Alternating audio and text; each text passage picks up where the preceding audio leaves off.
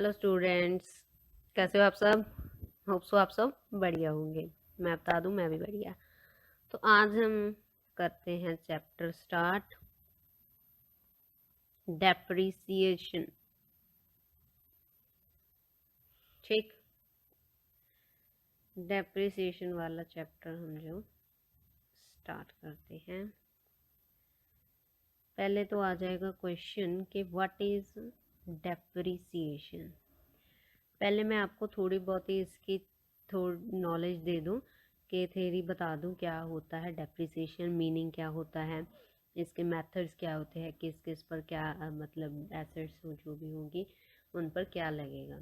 तो वो जो टॉपिक्स होंगे वो हम आज थोड़े बहुत कवर कर लेंगे। और एक मैंने डेप्रिसिएशन वाला जो भी थ्योरी पार्ट्स था, थ्योरी जो भी थे, थोड़े बहुत नोट्स जो है मैंने वो अपने टेलीग्राम चैनल पर अपलोड किए हैं। वहाँ पर आप जाकर नोट्स हैं जो वो क्या कर सकते हैं, डाउनलोड कर सकते हैं। अगर आप करना चाहो तो देख लो। वैसे शॉर्ट एंड क्लिप्स नोट बनाकर दिए हुए हैं, आपको डेफिनेटली देखने चाहिए। सो स्टार्ट करते हैं डेप्रिसिएशन। तो डेप्रिसिएशन क्या होता है, कोई भी जो एसेट होती है हमारी, ठीक है, एसेट क्या होती है, जैसे हमने आज कोई भी एसेट परचेज की, ठीक, जैसे आप मोबाइल लगा लो, ये हमने मोबाइल परचेज किया, आज की डेट में हमने परचेज किया मोबाइल। तो ऐसा तो नहीं है कि अगर हमने ये मोबाइल आज 50,000 रुपीज़ का परचेज किया है तो वो 10 साल बाद, 5 साल बाद भी वैल्यू उसकी 50,000 ही रहेगी। नहीं, नहीं, बिल्कुल नहीं ऐसा होगा। तो उसकी वैल्यू जो होगी क्या हो जाएगी, कम हो जाएगी ना। क्यों कम हो जाएगी, जैसे कोई भी मोबाइल की अगर बात करें तो उसमें सॉफ्टवेयर है जो चेंज होता रहता है, अपडेशंस आती रहती हैं। जैसे अब न्यू टेक्नोलॉजी है कि फ़ोन कंपैटिबल है 5G की टेक्नोलॉजी के साथ, या उसका मोबाइल का वर्जन कौन सा है, सॉफ्टवेयर वर्जन हो गया एंड्रॉयड है या आईफोन, जो भी अगर आप फ़ोन में देख रहे हो कि वो आईफोन है या फिर like other Android users Android phone है, तो वो भी आप बेसिकली देखोगे कि कौन सा फ़ोन होगा तो उसकी वैल्यू जो भी होगी वो क्या होती रहेगी, कम होती रहेगी डे बाय डे। ऐसा तो नहीं है कि हम कोई भी अगर वैल्यू देखें, फ़ोन लिया हमने 50,000 का, हाँ जी, हम कहेंगे नहीं, हम तो इसे 5 साल बाद देखना, इसकी अमाउंट है ना जे 1 लाख हो जाएगी। It is totally wrong. ये किस केस में होता है, लैंड के केस में, ठीक है। अगर हम कहें हमने 90s में एक ज़मीन खरीदी थी, एक लैंड खरीदी थी, अब उसकी वैल्यू जो है करोड़ में है, तो ये क्या होगी, वैल्यू जो है इंक्रीज हुई, ठीक है। तो ये only in case of land होता है। तो इसी का कारण है कि लैंड पर कभी भी डेप्रिसिएशन जो है वो नहीं लगती, ठीक है। जो भी एसेट फ्यूचर में जिसकी एसेट की वैल्यू डिक्रीज होगी, डाउन होगी, तो उस पर ही हम सिर्फ क्या लगाते हैं, डेप्रिसिएशन लगाते हैं। तभी तो लैंड पर नहीं लगेगी ना। लैंड पर अगर आप देखो, कोई भी लैंड है, कोई भी जगह हमने खरीदी है, हम कहते हैं ना हमने तो इतने पुराने समय से खरीदी थी, उसकी वैल्यू जो है आज तो करोड़ों में है उसकी वैल्यू, तो वो लैंड पर डेप्रिसिएशन इसी कारण नहीं लगती। तो डेप्रिसिएशन जो है बेसिकली किस पर लगती है, जो भी एसेट्स क्या हो रही हैं, यूज हो रही हैं, इन प्रोडक्शन में यूज हो रही हैं। जैसे हम मशीनरी है, ठीक है, जो फैक्ट्री में हमारी जो भी मशीनरी पड़ी है वो हम क्या करते हैं, यूज़ कर सकते हैं, उसके साथ कोई भी हम मटेरियल जो है वो प्रोड्यूस करते हैं।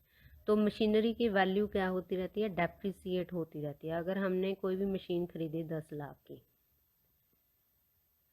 तो कल जाकर उसकी वैल्यू 10 लाख तो नहीं रहेगी, तो क्या हो जाएगी, थोड़ी बहुत ही कम हो जाएगी, ठीक है, तो इसमें हम रेट देखते हैं कि कौन सा रेट लगाएंगे। डेप्रिसिएशन चार्ट्स दिए होते हैं कि अगर प्लांट एंड मशीनरी है तो हम इस पर बेसिकली 15% के अकॉर्डिंग डेप्रिसिएशन लगा लेते हैं ईयर बाय ईयर। तो ईयर बाय ईयर डेप्रिसिएशन लगती रहती है, वैल्यू जो है एसेट की डाउन होती रहती है। तो एक तो ये हो गया, मतलब क्या जो भी एसेट है वो हम किसके लिए यूज़ कर रहे हैं, use in production machinery, production के लिए यूज़ कर सकते हैं, जैसे कि मशीनरी हो गई। एंड देन जो भी एसेट होगी वो एसेट क्या होगी, मोर देन 12 मंथ्स के लिए यूज़ की जाएगी। बिकॉज अब देखो 12 मंथ्स के ज़्यादा क्यों कहा है, क्योंकि अगर लेस देन 12 मंथ्स होगी वो तो आ जाएगी करंट एसेट।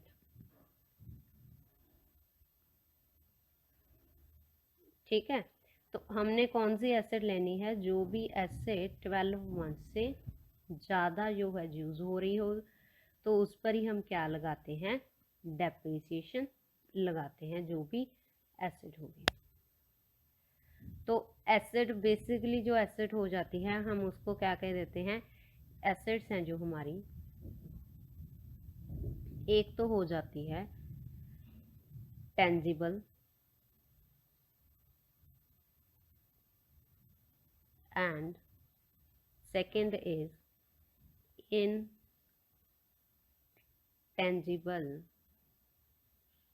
एसेट्स।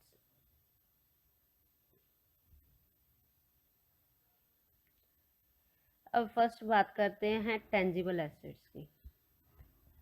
तो टेंजिबल एसेट्स कौन सी एसेट्स होती हैं, वो वाली एसेट्स लाइक फिक्स्ड एसेट्स, हम इसे अदर एसेट्स क्या कहते हैं, एसेट्स को फिक्स्ड एसेट्स कहते हैं।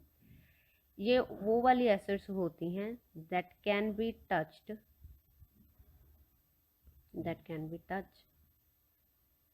And seen. ठीक, अगर मैं बात करूं मशीनरी की, हम किसी भी फैक्ट्री में जाएं, किसी भी कंपनी में जाएं, तो हम मशीनरी को क्या कर सकते हैं, देख सकते हैं कि ये जी मशीनरी है, इस पर ऐसे काम होता है, तो वो हमको बता सकते हैं, हम देख भी सकते हैं सारा जो प्रोसीजर होता है। तो इसलिए वो क्या हो जाती है, टेंजिबल एसेट्स। और कौन सी एग्जांपल्स हो सकती हैं टेंजिबल एसेट्स में, फर्नीचर एंड फिक्सचर्स,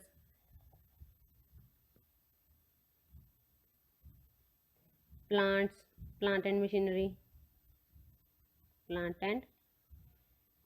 मशीनरी, ठीक है, जो ये सारी एसेट्स क्या हो जाती हैं, टेंजिबल एसेट्स। अगर इनटेंजिबल एसेट्स की बात करें तो ये can not be seen and touched, right, ना ही हम इसे क्या कर सकते हैं, देख सकते हैं, ना ही हम इन एसेट्स को टच कर सकते हैं।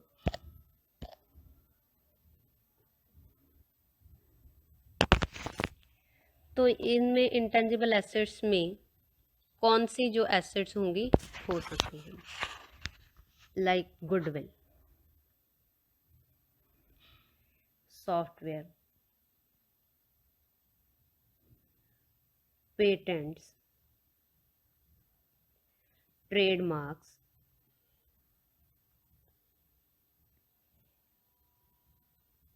तो ये सारी जो एसेट्स हैं, जैसे गुडविल होगी, सॉफ्टवेयर हो गए, ठीक है, पेटेंट्स हो गए, ट्रेडमार्क्स हो गए, तो ये हम एसेट्स को देख तो नहीं सकते ना, नहीं सकते, ना ही हम इन्हें टच कर सकते हैं कि अगर हम कहेंगे जी सॉफ्टवेयर है हमें इसे देखना है, नहीं, हम उसकी वर्किंग जरूर देख सकते हैं, हम सॉफ्टवेयर को कभी एज अ वो नहीं पर्टिकुलर नहीं देख सकते कि हाँ जी ये सॉफ्टवेयर है, इसे सॉफ्टवेयर कहते हैं, नहीं, तो वो नहीं होगा।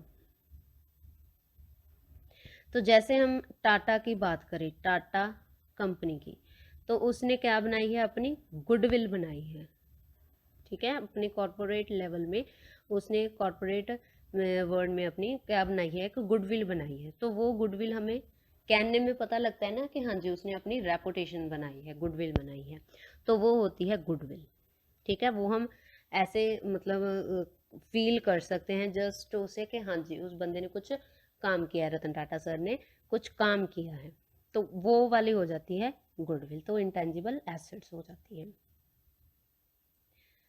तो इसमें ये सारा हो गया कि टेंजिबल होगी, इंटेंजिबल होगी हमारी।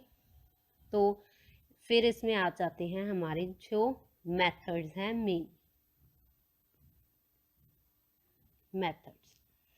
पहले मेन मेथड्स हैं जो वो मैं बता देती हूँ आपको कौन कौन से हैं।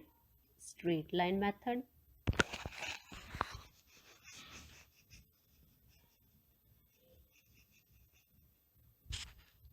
देन है डिमिनिशिंग बैलेंस मेथड,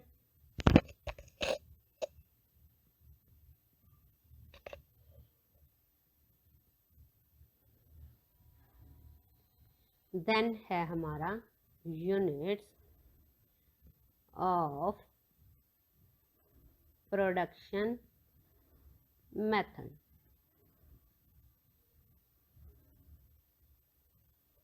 स्टार्टिंग करते हैं हम स्ट्रेट लाइन मेथड से, इसे कहते हैं हम SLM, स्ट्रेट लाइन मेथड। तो इसमें क्या होता है जी, स्ट्रेट लाइन मेथड देखो जी, स्ट्रेट लाइक नाम से पता लग रहा है ना आपको कि स्ट्रेट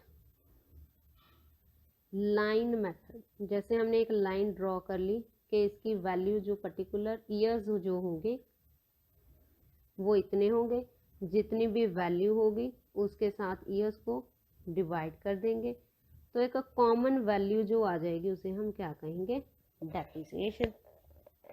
तो बिल्कुल सेम इसी तरह से हम जो डेप्रिसिएशन फाइंड आउट करते हैं, जैसे ईयर्स हैं 1 2 3 4 5 ईयर्स तक का इसकी टोटल वैल्यू जो है, एसेट जो है 5 ईयर्स तक चलेगी, उसकी वैल्यू है 2 लाख, एसेट्स की सपोज कर लेते हैं 2 लाख 5 ईयर्स के लिए, तो डेप्रिसिएशन कितनी आ जाएगी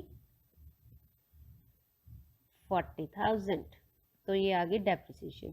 तो बिल्कुल इसी तरह से हमने SLM मेथड यूज़ करते हैं कि हमें टोटल नंबर ऑफ ईयर्स जो हैं, नंबर ऑफ ईयर्स वो हमें गिवन होते हैं कि कोई भी एसेट है, हमें पता होता है कि वो एसेट 20 ईयर्स चलेगी, 25 ईयर्स चलेगी, 50 ईयर्स चलेगी, कितने ईयर्स तक चलेगी, जितने भी ईयर्स चलेंगे उसे हमने डिनोमिनेटर में रख देना है, टोटल वैल्यू जो होगी वो ऊपर आ जाएगी।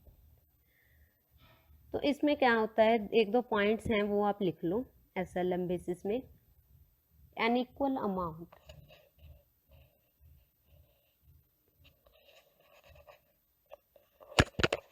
equal amount written off every year, ठीक है, जो मैंने आपको ऊपर जो बताया था कि रिटर्न ऑफ ईच ईयर होती है, एवरी ईयर होती है।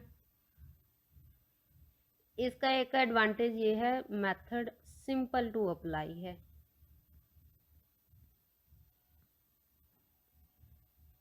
Gives accurate results.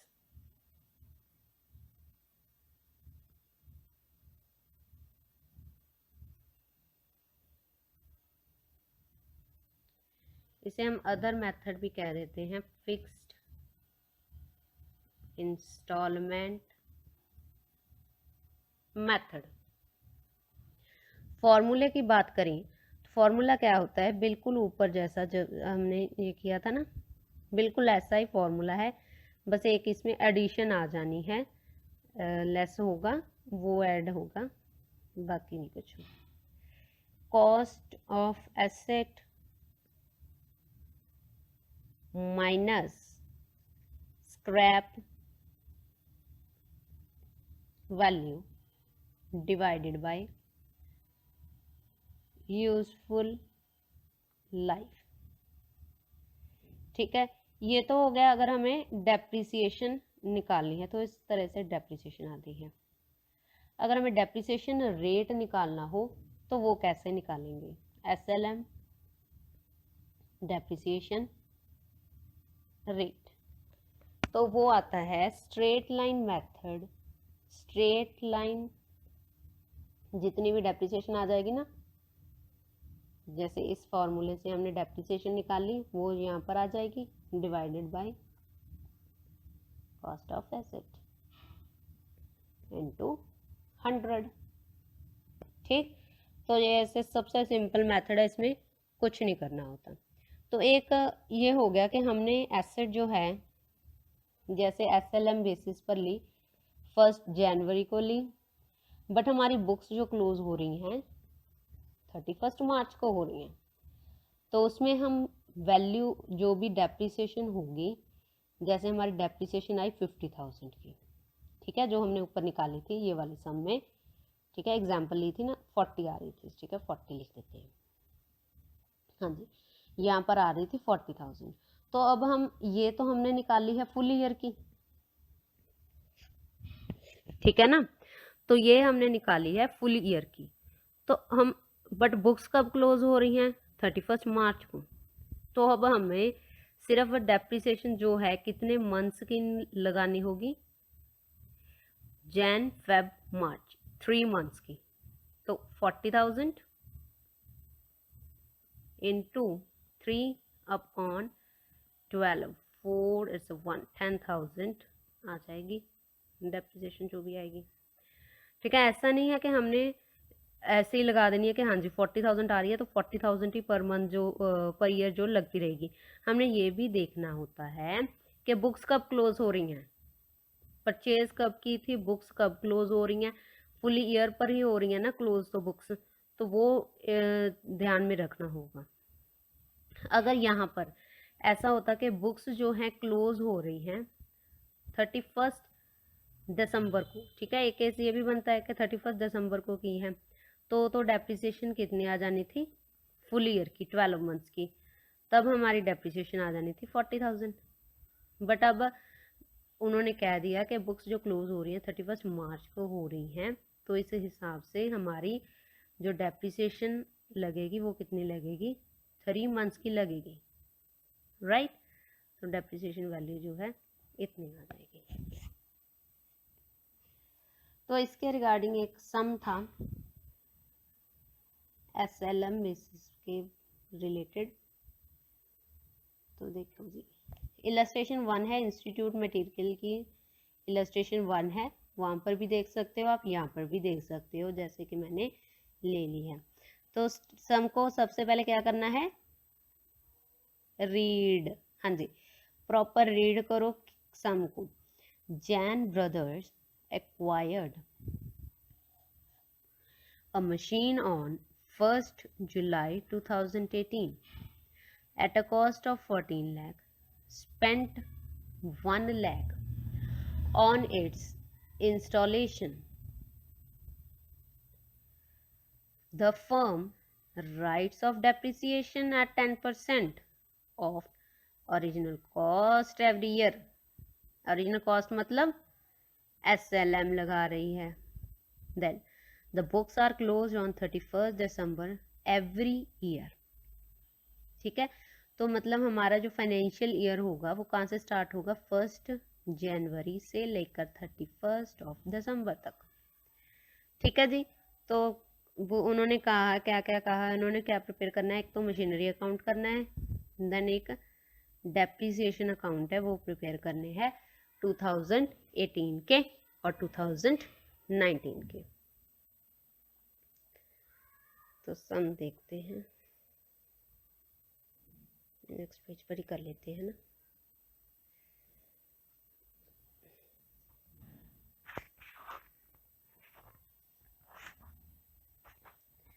पहले मशीनरी अकाउंट बनेगा इसमें,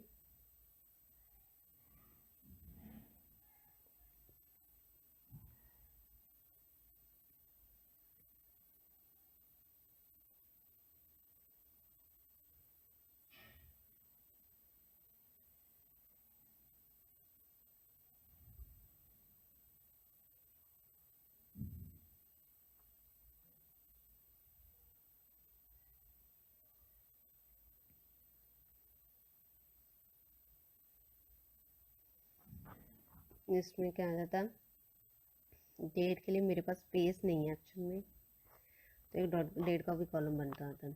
तो पहले परचेज किया, यहाँ पर लिख देते हैं particulars, amount, particulars and amount. यहाँ पर लिख देंगे बुक्स ऑफ जैन ब्रदर्स। तो फर्स्ट मशीनरी कब उन्होंने परचेज की है? मशीनरी परचेज की 1 जुलाई को 2018 को टू बैंक। ठीक है, बैंक के थ्रू पेमेंट गई होगी, 14 lakhs की पेमेंट है, थोड़ी बहुत ही तो पेमेंट नहीं है, ठीक है, दे देंगे। तो एक और उन्होंने फर्स्ट को इंस्टॉलेशन एक्सपेंसेस थे, वो भी इसमें ही आ जाएंगे, ऐड हो जाएंगी। टोटल वैल्यू जो है एसेट की कितनी हो जाएगी? 15 lakhs। तो डेप्रिसिएशन लगानी है हमें, बाय क्या कर देंगे, डेप्रिसिएशन लिख देंगे। तो डेप्रिसिएशन जो है हम कैसे कैलकुलेट करेंगे? देखो जी, डेप्रिसिएशन 15 लाख तो वैल्यू हो गई, ठीक है, एसेट की वैल्यू कितनी है? 15 लाख। तो डेप्रिसिएशन पर ईयर कितने लग रही है? 10%। तो ये हम एक निकाल लेते हैं कि हाँ जी, हमारी जो डेप्रिसिएशन है वो कितनी हो जाएगी? 1,50,000 की। देखो जी, ये मशीनरी परचेज की हमने 1 जुलाई को, बुक्स क्लोज हो रही हैं 31 दिसंबर को। तो फर्स्ट ये सारा साल तो रही नहीं हमारे पास मशीनरी, ठीक है, तो डेप्रिसिएशन भी फुल ईयर की नहीं लगेगी। तो कितने महीने की लगेगी? दिस मंथ्स की, जुलाई, अगस्त, सितंबर, अक्टूबर, नवंबर, दिसंबर, 6 मंथ्स की डेप्रिसिएशन लगेगी। तो हाफ डेप्रिसिएशन लगेगी 75,000 की। तो ये लिख देते हैं यहाँ पर 75,000। बाकी बैलेंस क्या हो जाएगा? कैरी डाउन हो जाएगा। इसी तरह हम 15 lakhs में से 75,000 जो है माइनस कर देंगे, तो वो कितनी आ जाएगी वैल्यू हमारे पास? 14,25,000। तो इसका टोटल कर देते हैं यहाँ पर 15 लाख। तो अब 1 जनवरी हो जाएगी, 1 जनवरी को ब्रॉट डाउन कर लेते हैं टू बैलेंस ब्रॉट डाउन। तो कितना आ जाएगा? 14,25,000 बाय डेप्रिसिएशन। अब यहाँ पर देखो जी, डेप्रिसिएशन कितनी आएगी? ये आएगी या जे आएगी? कौन सी आएगी? तो मैं बताती हूँ, ये वाली आएगी। क्यों आएगी ये? क्योंकि अब तो हम 1 जन में आ गए, 1 जनवरी से लेकर डेप्रिसिएशन किस पर लगा रहे हैं? 31 दिसंबर डेट को लगा रहे हैं। तो सारा साल मशीनरी हमारे पास रही, तो यूज़ की, प्रोडक्शन की, हमने जो भी कुछ किया, तो फुल ईयर की डेप्रिसिएशन हम क्लेम कर लेंगे। 1,50,000 यहाँ आ जाएगा, ठीक है। ये इसमें था point. By balance carry down कितनी आ जाएगी? 12,75,000। तो इसका टोटल कर देते हैं, क्योंकि और तो कुछ दिया नहीं उन्होंने।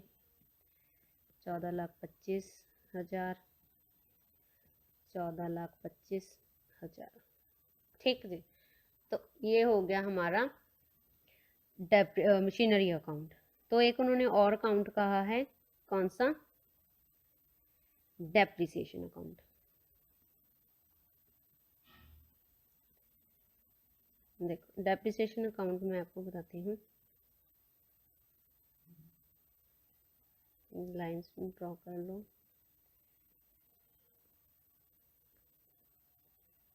पर्टिकुलर्स, अमाउंट, पर्टिकुलर्स, अमाउंट, ठीक है।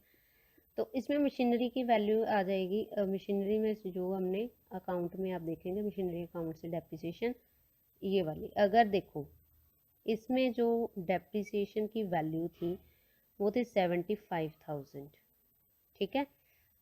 तो 75,000 की थी, तो जो इसके मशीनरी अकाउंट के डेबिट साइड में है, सॉरी क्रेडिट साइड में है, तो हम डेप्रिसिएशन अकाउंट में यहाँ पर किधर लिख देंगे?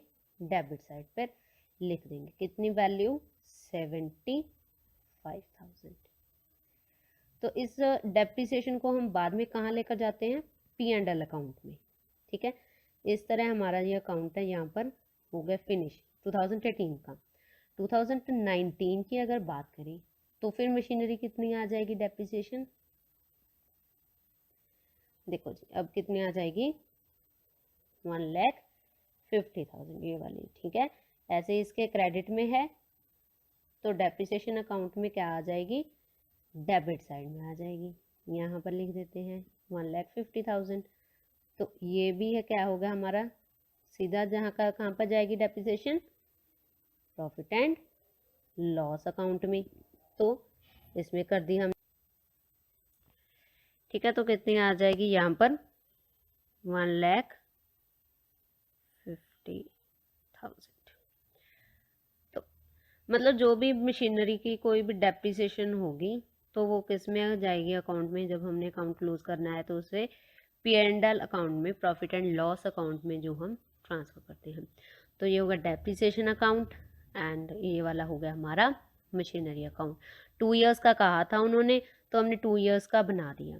अगर फिर कंटिन्यू कर लेते हैं 2020 का आ जाएगा। ठीक है, 12,75,000, 1,50,000 फिर लेस हो जाएगा, बैलेंस कैरी डाउन जो भी आया फिर ब्रॉड डाउन कर लेंगे, फिर उस पर 1,50,000। मतलब जब तक वैल्यू जीरो नहीं हो जाती हमने लगाई जानी है डेप्रिसिएशन है जो। तो ये जो सारा हमारा SLM मेथड हो गया। ठीक है, इसमें बस यही है कि हमने डेप्रिसिएशन जो है कैसे फाइंड आउट करनी है। कोई भी वैल्यू होगी, अगर स्क्रैप वैल्यू दी होती, अगर इस समय स्क्रैप वैल्यू दी होती तो वो माइनस कर देनी थी, यहाँ पर डिवाइडेड बाय यूजफुल लाइफ आ जाती है। तो ऐसे जो है हम फाइंड आउट कर लेते हैं हम डेप्रिसिएशन थ्रू SLM मेथड। तो अगर आपकी कोई भी क्वेरी हो तो आप कमेंट बॉक्स में कमेंट कर सकते हैं। अगर आपको वीडियो अच्छी लगी तो लाइक, कमेंट एंड चैनल को सब्सक्राइब जरूर कर लेना एंड शेयर भी कर देना चैनल को, ताकि अदर्स जो भी आपके फ्रेंड्स हैं उनके भी वीडियो पहुंच सके, वो भी इस वीडियो को देख सकें। तो अब तक के लिए स्टे ट्यून्ड।